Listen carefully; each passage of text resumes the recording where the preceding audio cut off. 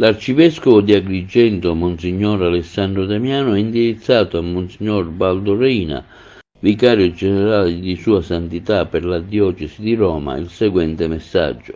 Carissimo Don Baldo, la Chiesa agrigentina ha gioito alla notizia della tua nomina cardinalizia. La scelta di Papa Francesco è un segno di attenzione alla tua persona per il servizio svolto in questi ultimi anni nella Diocesi di Roma. Questa ulteriore tappa del tuo cammino rinnova in noi il senso di gratitudine per il servizio pastorale offerto con impegno e passione alla Chiesa di Agrigento. Desideriamo, conclude Monsignor Alessandro Damiano, farti giungere insieme al mio caloroso augurio la preghiera per il tuo ministero episcopale, per l'impegno ecclesiale accanto al Santo Padre a favore di tutta la Chiesa. La notizia che il Santo Padre ieri ha reso pubblica durante l'Angelus mi ha colto di sorpresa. Il mio desiderio è di continuare a servire questa Chiesa, di servire tutte le persone che la abitano, le parrocchie, i sacerdoti.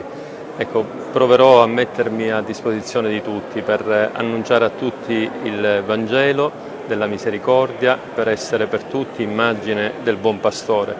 So che mi attende una missione non facile, perché la nostra è una città bella ma estremamente complessa e purtroppo segnata da tanti disagi, da tante difficoltà. Ecco, non ho la pretesa di dare una risposta a tutti, ma vorrei essere per tutti un segno che l'amore di Dio è visibile, si rende presente, lo fa anche attraverso noi poveri pastori.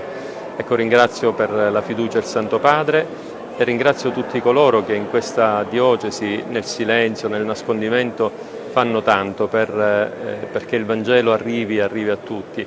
Ecco, desidero incontrarvi, questo è quello che sento di dirvi in questo momento, insieme alla richiesta di tante preghiere per la mia vita, per la mia povera vita, perché sono consapevole di tanti limiti che mi appartengono e quindi posso soltanto affidarmi alla misericordia di Dio e alla vostra preghiera.